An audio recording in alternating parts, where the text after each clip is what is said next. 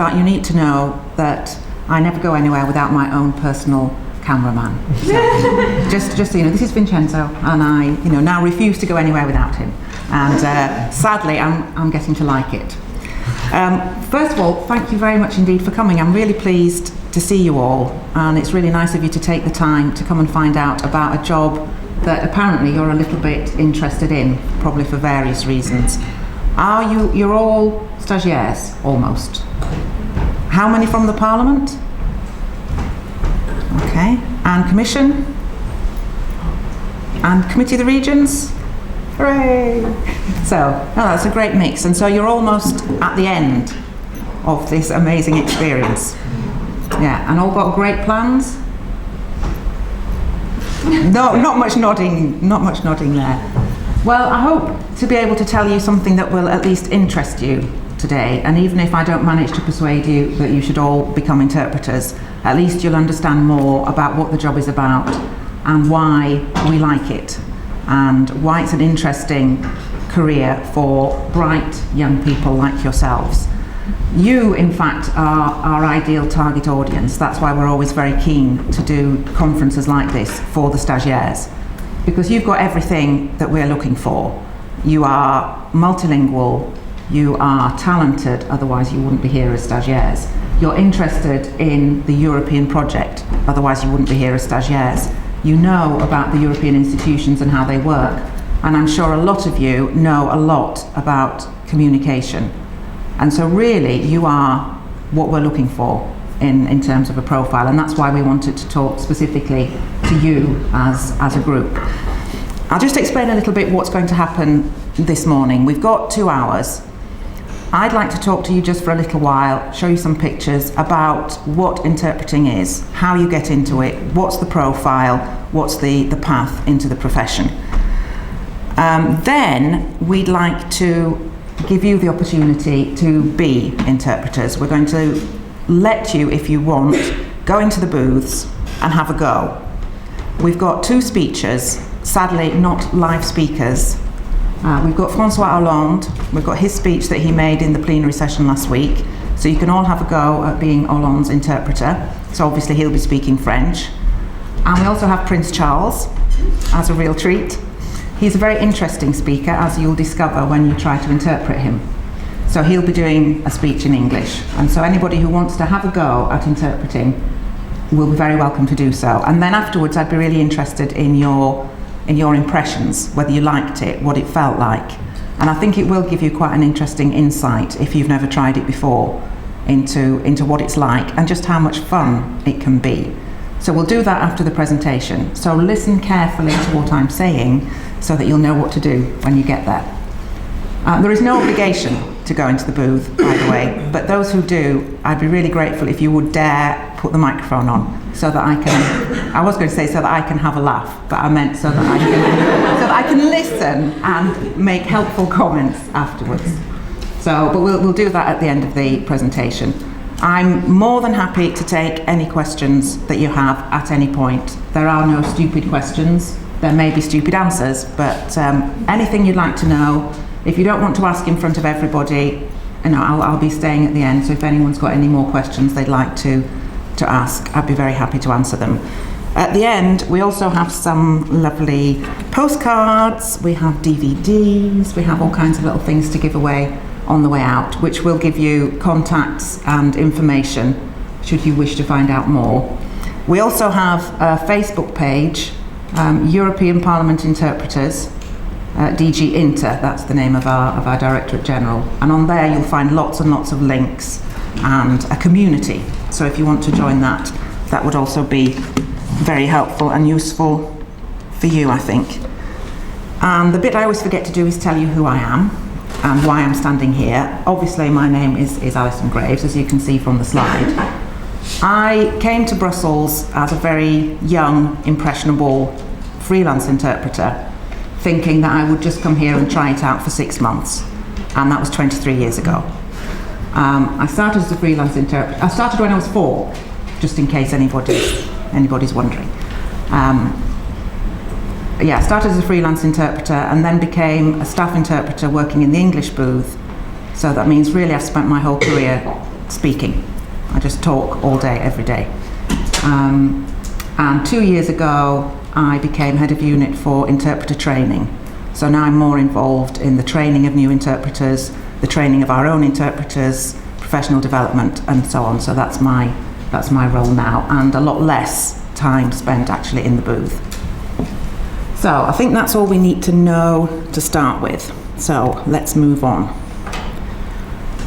Those of you who work here will have already worked out what an amazing place this Parliament is. It is really a fantastic workplace because it never stops changing. It's not just that we get a whole load of new members every 5 years, which does make a huge change. The Parliament becomes a different place every 5 years, but it changes all the time. And for anybody working in this environment, that's a huge challenge, keeping up with the new powers, the new issues, the new dossiers that come through, the way things change, the way the outside world changes, and so the Parliament changes. And so it is chaotic, but wonderful. We have 754 members, 27 member states, soon to be 28 member states, 23 official languages, soon to be 24. Things change all the time. And keeping up with that is a massive challenge for everybody, but for the linguistic services, a very particular challenge, because all the 23, soon to be 24 official languages are treated equally. We also often work with Arabic, Russian, Japanese, Chinese, Hebrew, Kazakh, a whole range of other languages as well, which we provide coverage for. So this is a massive, massive operation. And multilingualism is very much the cornerstone of European democracy. And the rules of the Parliament state very clearly, I hope you can read that, state very clearly that the members have the right to speak in their languages. So the Council Regulation number 1 is the one which regulates language use, and it's obviously not the interpretation services which decide which languages will be official languages and which won't. Obviously not. We are just service providers. The language provision is a very political question. And members can speak the official language of their choice. And that's quite an interesting wording. It doesn't say members will speak the official language of their country or the official language of their birth. It says they speak the official language of their choice. And so that means that not all members do speak their own language. Some members prefer to speak in what they fondly imagine is English. Some members speak their foreign languages extremely well. But I hope, a lot of them don't speak it as well as they think they do. And what happens then is there is somebody speaking in imperfect English. And a lot of the listeners are listening imperfectly because they don't understand English perfectly either. And so there's this huge mismatch between the message that is intended and the message that is received. And part of our job is to persuade the members that they can leave it to us, they can leave it to the professionals, and we will transmit their message in the way they intended it. We can make them sound really good.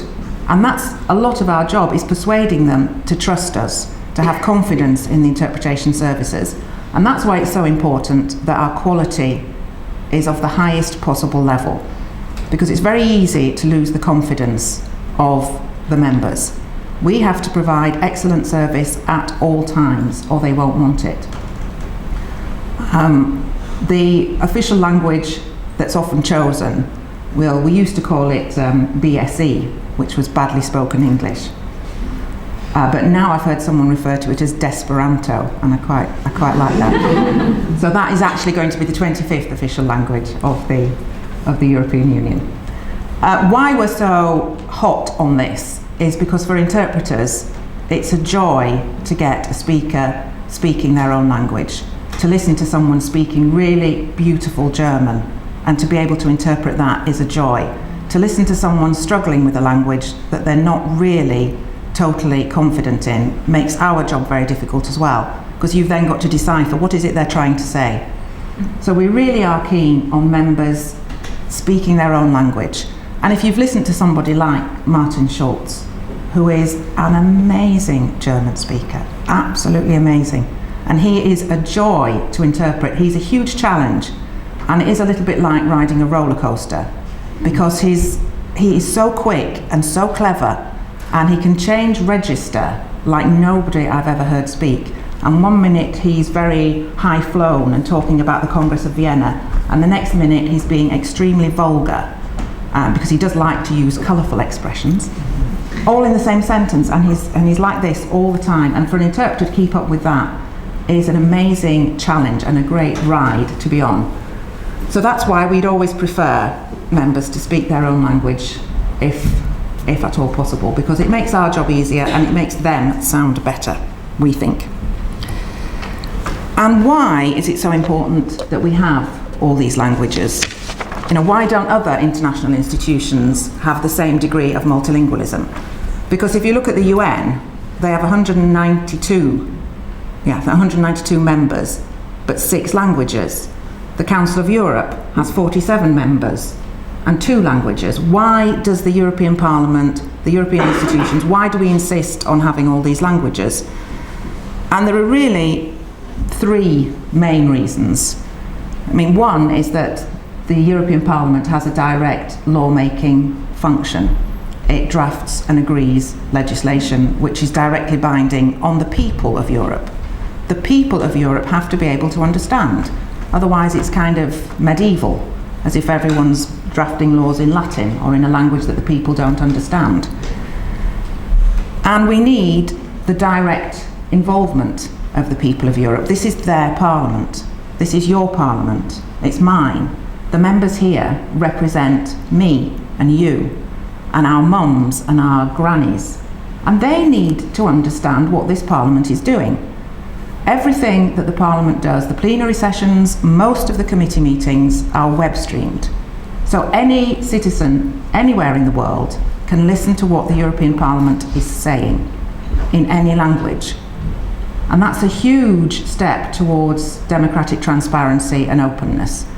I don't know how many of our mums and grannies and aunties actually do ever listen to the debates of the European Parliament, but it's there and it's accessible to the people of Europe.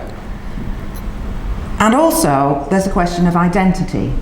People's identity is often very much bound up with the language that they use, and we need to allow people to express that identity.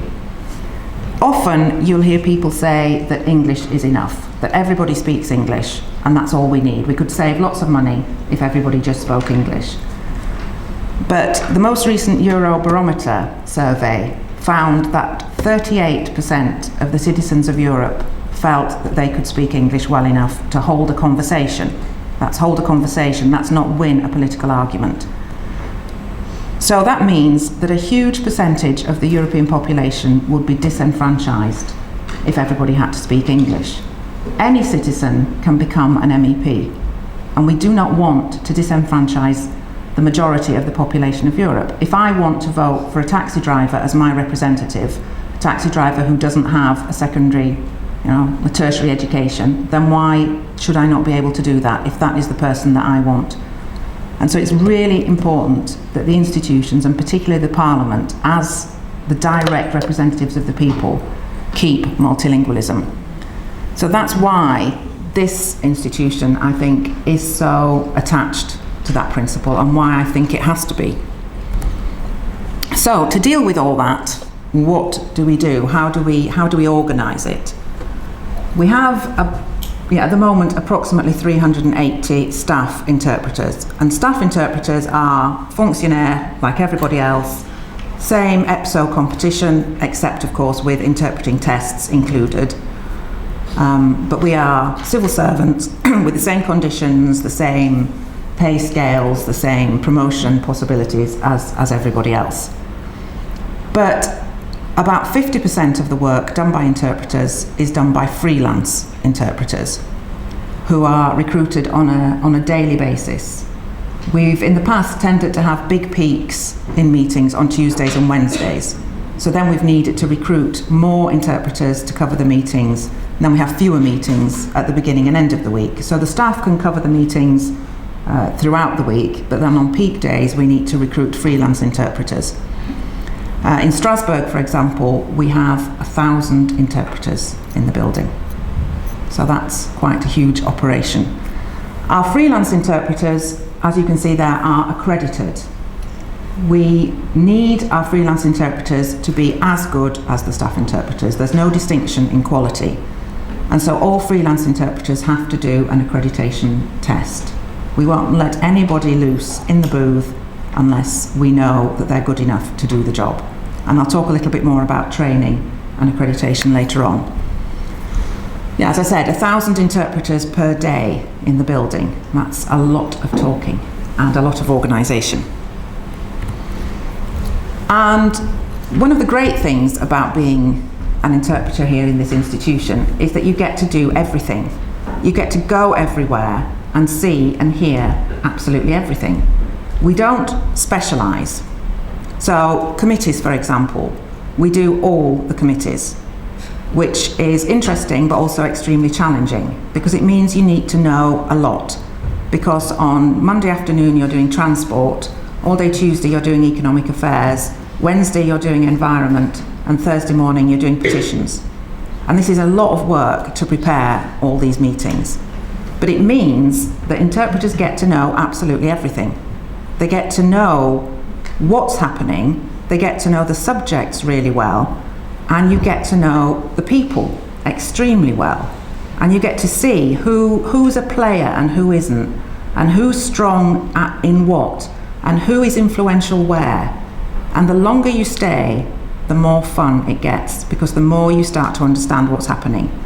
And for a nosy person, it's an absolutely brilliant job, because you get to see all these things happening. So the committees are very, very interesting from a content point of view. You get to learn, and that's one of the things that interpreters have to be willing to do, and that's learn all the time. I mean, all the time. New subjects, new issues, new things. The political groups, though, are almost even more fun, because you do get up close and personal. And you see how they operate. You see what they do. In the political groups, it's a bit like a family. And you all know how mean families can be. And it's really that's where you really see what's happening. And again, the longer you stay, the more you start to see what's happening and why that particular person is so upset with that person. So that is really a very interesting part of the job, but also possibly a challenging part of the job. Committees we don't get to choose. You have to go to whichever committee you happen to be assigned to that day. No choice. No, I don't like transport. I only want to do legal affairs. That's just too bad. But political groups, in a way, is even more tricky, because clearly you are not going to identify with all the political groups. There are going to be some who you as a person feel more affinity with, and some who, quite frankly, you don't really want to be in a room with. But you have no choice in that. That is not what you are there for. You are there to be these people's voice, to enable them to communicate whatever it is they want to communicate. And your opinion and your feelings and your political views as an interpreter must not in any way be evident. And that can be quite a challenge sometimes, because you do find yourself with people who are, quite frankly, repulsive. And you have to say things that you really do not want to say, but you have to. And so that can be a challenging part of the job. And because this is a political institution, it happens more here than in other places. Because in technical meetings, that's not really an issue.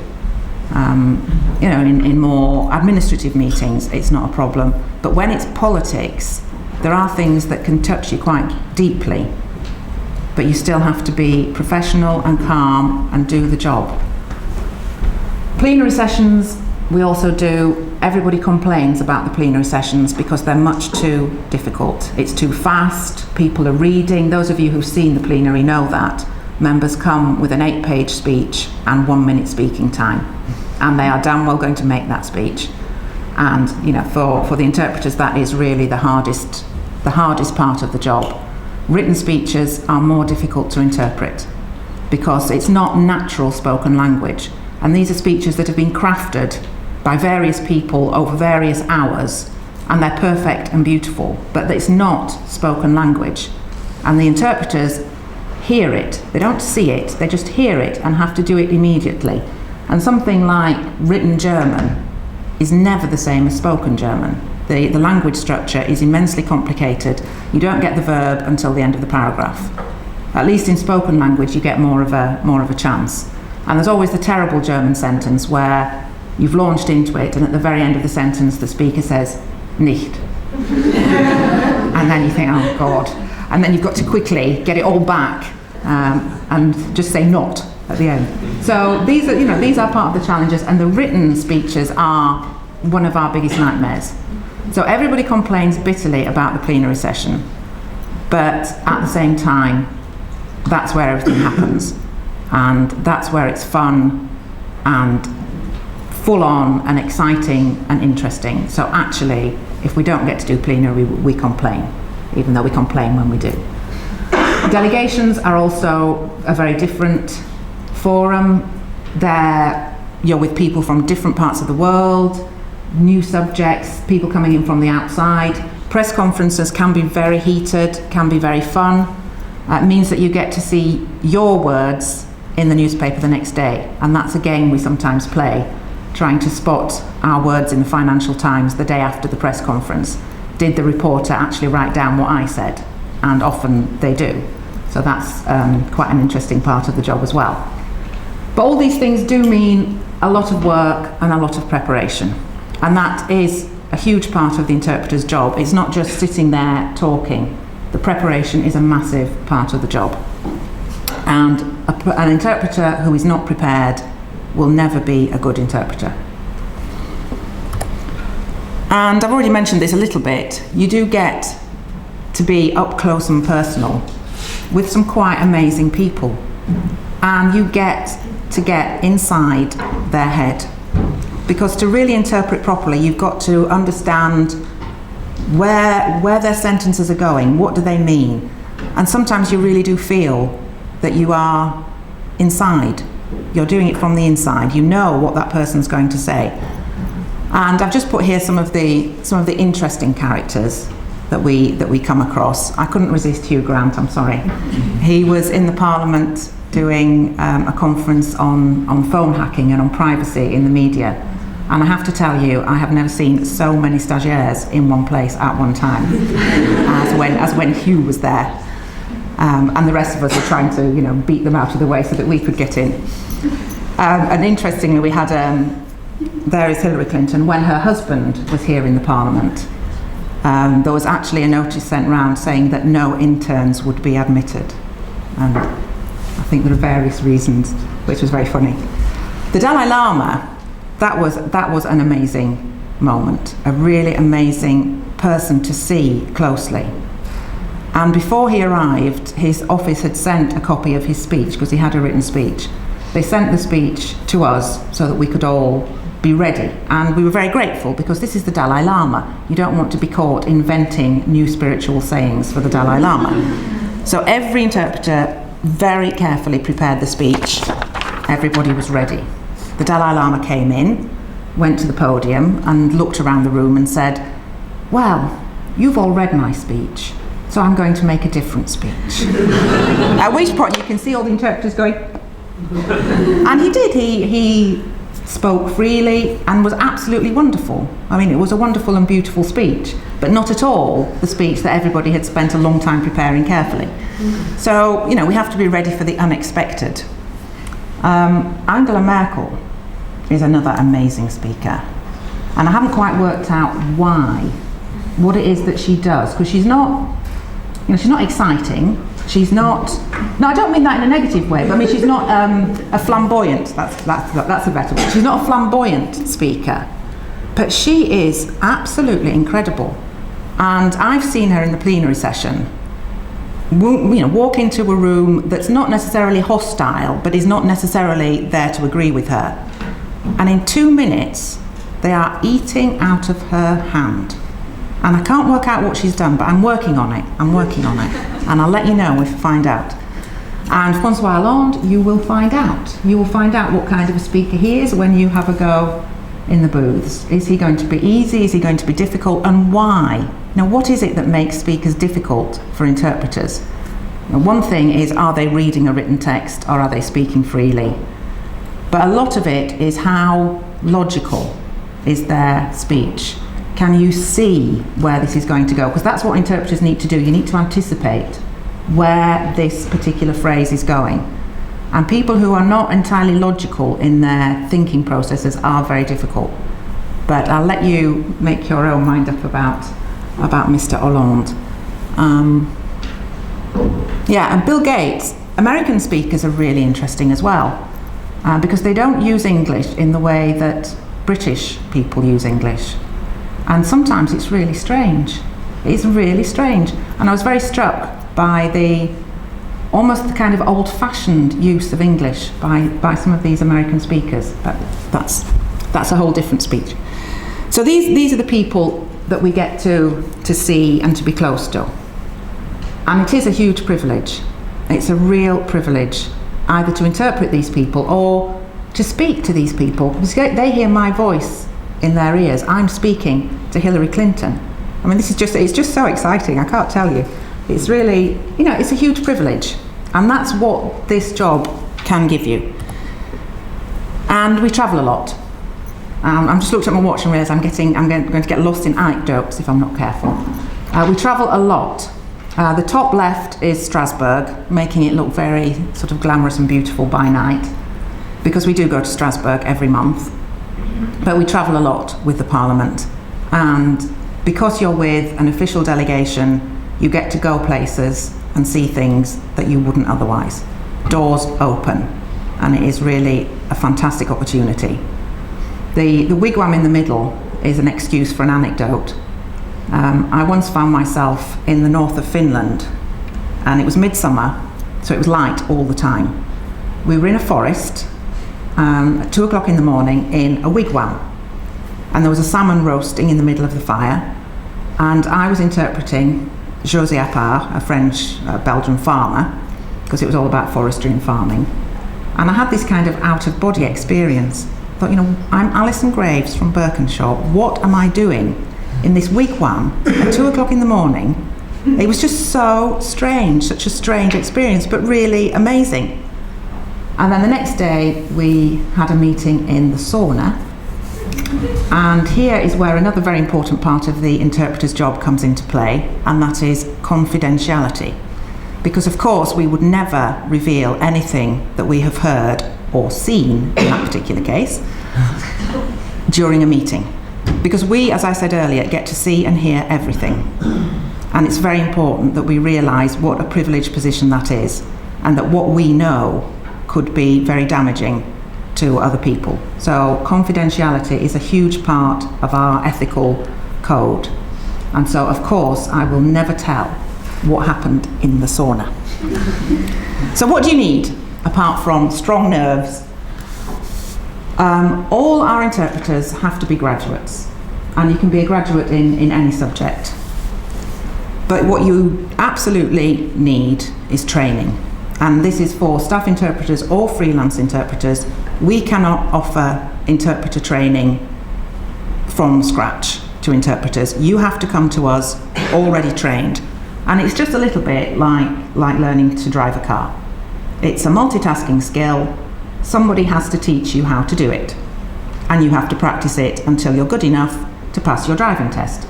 And it's exactly the same thing. Someone has to teach you how to listen, process and speak all at the same time. You have to practice it, and then you have to come to us, pass your driving test. If you prove to us that we can let you loose in the booth and you won't run over anybody, then that's fine. But you absolutely need training, and normally that would be postgraduate. That's the most normal path into the profession. People do a first degree and then postgraduate training. And there are lots of very good courses throughout Europe. And if anybody wants more information about options, choices, I'd be very happy to do that perhaps at the end. So that would be the most normal route into the profession. You need to speak it says mother tongue, but that's a bit of a loaded concept, your main language perfectly. Most of the time, the vast majority of the time, interpreters work into their own language. I only work into English. We do have interpreters who work into a second language as well, but that is not the majority of the time at all. So it's your mother tongue, your own language, which is your most important tool. And if you think about it for a minute, you have to be able to speak like any of the people in the room. So if you've got a room full of lawyers, you need to be able to match their language. If you've got a room full of politicians, you have to be able to speak the way that they can speak. You have to be able to speak like Guatemalan coca leaf growers, and I'm not joking. You need to be able to speak like Rotterdam dock workers. You have to be able to match their language so that you create the same impression that they're creating. And that demands a huge amount of versatility from your mother tongue. And that's something that I think people overlook a little bit. They think it's the understanding of the languages, which is the most difficult thing, but it's not. It's your mother tongue. And often at our accreditation tests, that turns out to be the problem, that the mother tongue is not strong enough to stand up under the pressure of what you have to do. Excellent general knowledge, because you need to know everything, because you're going to be in every single committee, and you need to be able to keep up, you need to be able to understand, so you need to have the will to learn and know a lot of things. And you have to know things like what happened in the football last night, because people will come into a meeting, the chairman will switch on the microphone and say, "Oh my God, did you see what happened?"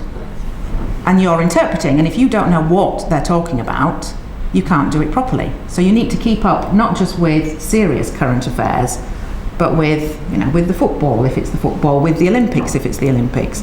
So whatever is happening, you need to be there, you need to be reading the papers, you need to be keeping up. And of course, you do need to know other languages, and you need to know them extremely well. Generally, you don't have to speak them perfectly, because you'll be working into your own language, but you need to understand everything that's being said in the foreign language. And the languages that you need will depend on what your main language is, because each booth, and the team of interpreters we call the booth, each booth has its own requirements depending on market conditions almost.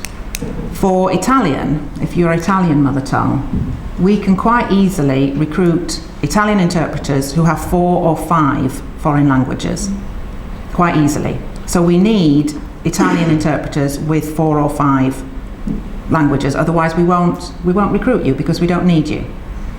If you are English mother tongue, we'll be very grateful if you have 2 foreign languages, because we will never find anybody with 4 or 5. People learn more, but it's very rare for us to find someone with English mother tongue who has more than 2 foreign languages. So it all depends on the market conditions. For Bulgarian, we'll accept people with 1 foreign language. So it all depends on the market situation. That changes all the time. And every year we publish our list of priority profiles, which show what the priorities are at the moment, and you see it develops over time. If you're looking for an interpreting course, there are certain things that you really need to be looking out for. These are the main conditions that we would suggest you look for in any course that you might want to attend. We do also do consecutive interpreting. Simultaneous interpreting is what we do almost all the time in the booths, but consecutive is where, well, for example, you're on a delegation visit, you go to the town hall, the mayor of the town makes a speech welcoming the delegation. He makes the speech 5 or 6 minutes. As the interpreter, you take notes, and after the mayor has made his speech, I make the same speech but in English. But we do that quite a lot. We do it in cases where there isn't any simultaneous equipment. We do it when we travel. I was just talking to a young interpreter yesterday who'd been on a trip to Azerbaijan, and he'd done 8 consecutive speeches, one after the other, and it was Azerbaijani NGOs, and each one made a presentation of the work of their NGO, and he had to interpret all of them consecutively. So we do consecutive, so it's important that that's taught in any course that you might want to do. New technologies are important because, as you can imagine, the world of interpreting is changing with new technology. Video conferencing, for one thing, and machine interpreting we might talk about later if we have time. Is it an option? Is it real? But these are important things to bear in mind. And this is perhaps the most important, is that anybody teaching you ought themselves to know what conference interpreting is. If you were at medical school and you were being taught by someone who wasn't actually a surgeon, someone who'd read about it in a book, or who in fact was a vet, but it's the same thing, isn't it? If you've got translators teaching interpreters, no. If you've got language teachers teaching interpreters, no, because they're not, it's a skill, it's a practical skill that you need to learn.